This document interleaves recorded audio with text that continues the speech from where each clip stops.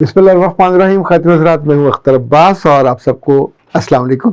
शादी वाले दिन सब लोगों के अपने अपने तरजीहात होती हैं। कुछ खाने उड़ा रहे होते हैं, कुछ खाने खा रहे होते हैं, कुछ खाने मैनेज कर रहे होते हैं, कुछ खाने पका रहे होते हैं, कुछ खाने पे तबसरे कर रहे होते हैं। ऐसे में दुल्हा दुल्हन की अपनी मसरूफियत होती है। वो लोगों से तोहफे ले रहे होते हैं, मुस्कुरा रहे होते हैं, तस्वीरें बना रहे होते हैं। ये सारी खुशियाँ कुछ घंटों के बाद बाज़ दफ़ा तकलीफ देने लगती हैं जब दुल्हन के पास ढेर सारी सलामी जमा हो जाती है। ये दुल्हन गरीब ख़ानदान की हो तो भी सलामी होती है, अमीर की हो तो भी सलामी होती है, और दूल्हे को भी सलामी होती है। आप सोचिए कि दुल्हन और दूल्हे दोनों के माँ बाप ने लाखों रुपया खर्च किया होता है, कपड़े बनाए होते हैं, जेवर बनाया होता है, खानों पे खर्च किया होता है, तोहफे तोहफ़ लेन देन। किस लिए? कुछ दुनियादारी के लिए, कुछ इन बच्चों की खुशी के लिए।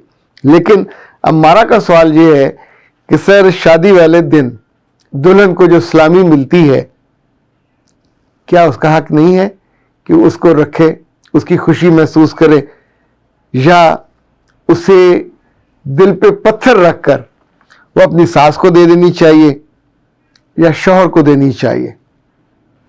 अब ये तीन सूरतें हैं, तीनों पे हम बात करेंगे कौन सी बेहतर है।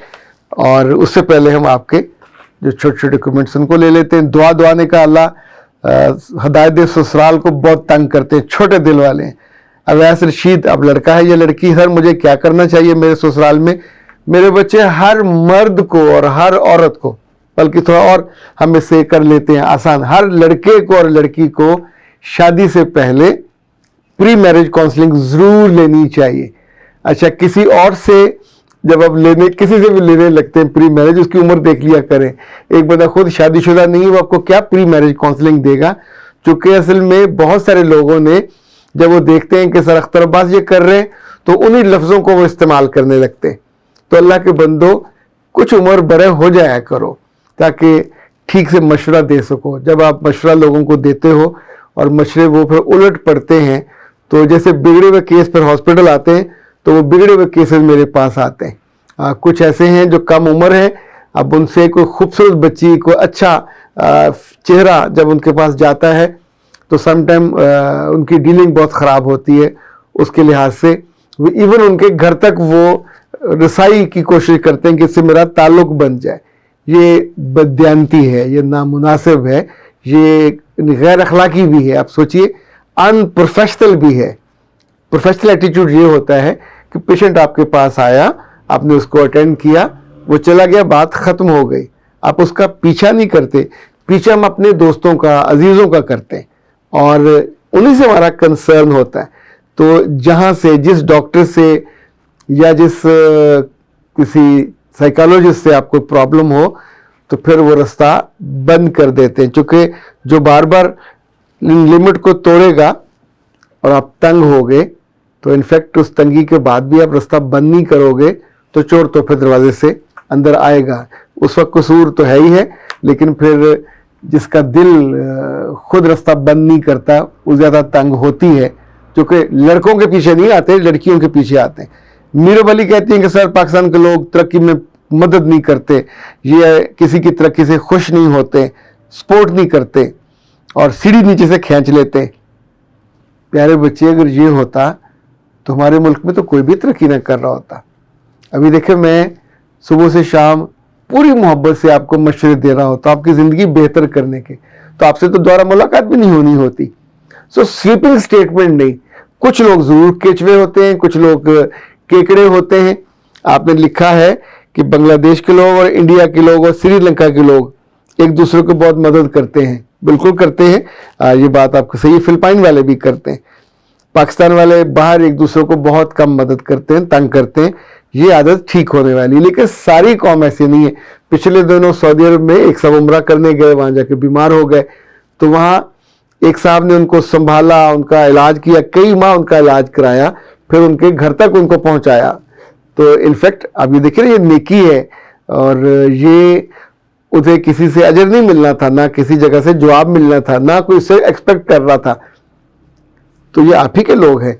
इसी तौर पे बाहर कितने लोग कभी आप मुश्किल में होते हैं तो आपको हेल्प करते हैं। कितने लोग हैं जो अपने अजीज़ों और अकारों को यहाँ से ले गए हुए हैं اور انہوں نے آگے پہنچایا، لیکن جو لے جائے جاتے ہیں یا جو پہنچتے ہیں یہ نہ شکر اور احسان فراموش نکلتے ہیں، تو یہ نکلتے رہیں گے. ایسے لوگ آپ کا دل دکھاتے رہیں گے. ان کی وجہ سے نیکی کرنا مت چھوڑ دیجیے گا، چونکہ نیکی کرنا، خیر کرنا، آگے بڑھنا یہ آپ کا اعزاز ہے، آپ کی عزت ہے، آپ کا جو ہوتا ہے نا جی تاج، یہ وہ ہے. سو اپنی عادتوں کو، اپنی خوبیوں کو، اپنی خوبصورتیوں کو کبھی نہیں چھوڑنا چاہیے کہ فلاں نے یہ کیا، فلاں نے یہ کیا. یہ فلاں اور فلاں دنیا میں پیدا ہی اس لیے کیے گئے ہیں کہ وہ آپ کو دکھ دیں، اور اس دکھ میں آپ کا اجر یہ ہوتا ہے کہ آپ صبر کرتے اور اپنی ہمت کو اور ہمت کے بادبانوں کو پھٹنے نہیں دیتے، اپنی ہمت کے ٹائروں سے ہوا نہیں نکلنے دیتے، اور پھر اپنی سپیڈ کے ساتھ چلتے رہتے.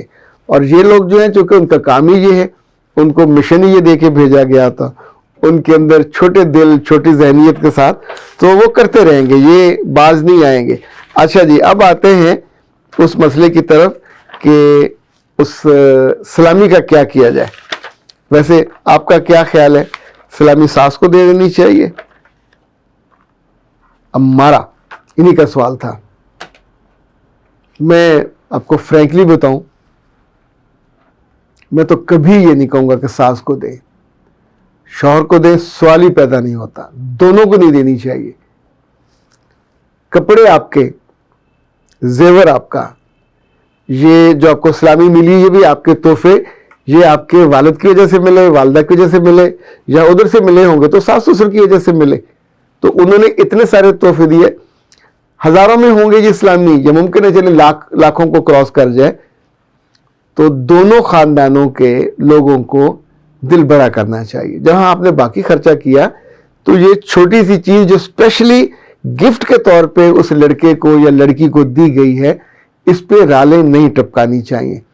سلامی دلہن کی ہے، سلامی دلہے کی ہے، اسی کو رکھنی چاہیے، اسی کو استعمال کرنی چاہیے، اور اسی کو ان پیسوں کا فائدہ اور خوشی لینی چاہیے. جب آپ ان سے جبراً شرمندہ کر کے، شرمسار کر کے لے لیتے ہیں، تو یقین مانیے یہ تھوڑے سے پیسے ان کی اتنی زیادہ خوشی کو سک کر لیتے. اور یہ نادانی کبھی نہیں کرنی چاہیے ساس ہونے کے زوم میں یا سسر ہونے کے زوم میں. پر سسر عام طور پہ میں نے چھوٹے دل کے نہیں دیکھے، یہ کام ساس کے کہنے پہ دلہے کرتے، اور جن کو خود تحفہ دینا ہوتا ہے وہ ظالم اگلی بندی سے تحفہ لینے کی کوشش کریں. تو اس کا میں نے حل بتایا تھا ایک دفعہ کسی کو، کہ جتنی آپ کی سلامی ہو، صبح ہونے سے پہلے جب ابھی میاں باہر گیا ہوتا، تیاری ویاری کر گیا ہوتا ہے، اس کے 2-3 حصے کر لینے چاہیے. کچھ حصہ اپنے پرس میں رکھیں، یعنی اگر جبرن دینا پڑے تو پھر چپ کر کے اٹھا کے دل پہ پتھر رکھ کے تو وہ دے دیں، لیکن آپ کا ایک میجر حصہ جو ہے وہ بچ جائے، اور وہ آپ اپنے پرس میں نہ رکھیں، وہ اپنے اٹیچی کیس میں رکھیں یا تھوڑا دور. یہ انیشیٹو آپ کو لے لینا چاہیے. اس وقت تو وہ آپ کی چیز ہے، آپ کے پاس امانت نہیں آ رہی. کوئی سلامی دینے والا یہ کہہ کے نہیں دے رہا ہوتا کہ بیٹا یہ تمہاری نہیں ہے، اپنے ابا کو دے دینا، اپنی اماں کو دے دینا. تم کو چھوٹے بچے تھوڑی ہو کہ بچوں کو پیسے دیے جائے. اچھا، جو بچوں کو گھر میں مہمان آ کے پیسے دیتے ہیں، میں سچی بتاؤں میں تو اس کے حق میں بھی نہیں ہوں کہ مائیں بچوں سے پیسے چھین لیں. آپ ان کو اندر ایک عدم تحفظ کا، اور یہ بھی سوچتے ہیں کہ یار انہوں نے بعد میں آ کے چھین تو لینے ہیں، تو وہ خوشی بھی نہیں ہوتی. وہ 1000 روپیہ ہے، 500 ہے، تو بچوں کے پاس رہنے دینا چاہیے. اپنی چھوٹی موٹی بندہ کوئی چیز لے لیتا ہے. انفیکٹ یہ دل چھوٹا کرنے والی ماں ہو، بھائی ہو، یا اب ابا کو میں نہیں کہنا چاہتا، انفیکٹ ان کو تھوڑا دل بڑا کرنا چاہیے. زندگی بڑی ہے، خوبصورت ہے، اس کو ذرا سی لالچوں سے اور ذرا سی تنگ دلی سے اور تنگ کریں گے تو سچی بات ہے سانس لینا مشکل ہو جاتا ہے. اپنے گھر میں ہی خوشی کو کم کرنے والے اور خوشی کے پیچ کسنے والے مل جائیں تو سوچئے جو باہر سے آپ کو ذرا سی بھی خوشی دے گا وہ آپ کی بہت ساری خوشی پہ لے جاتا ہے، آپ کو نقصان پہنچاتا ہے. جب گھر والے رستہ نہیں دیتے تو باہر سے ہلکی ہوا بھی آتی تو سم ٹائم پورا کریکٹر خراب ہو جاتا ہے. تو آئی وش کہ سلامی ہو، تحفے ہوں، ان پہ فوراً گھر والوں کو، میاں کو اور ساسوں کو یعنی ماؤں کو بری نظر نہیں ڈالنی چاہیے، چھوڑ دینا چاہیے، کہیں نہیں جاتے، اللہ آپ کو اور دے دے گا۔ اختر عباس کو دیجیے اجازت، السلام۔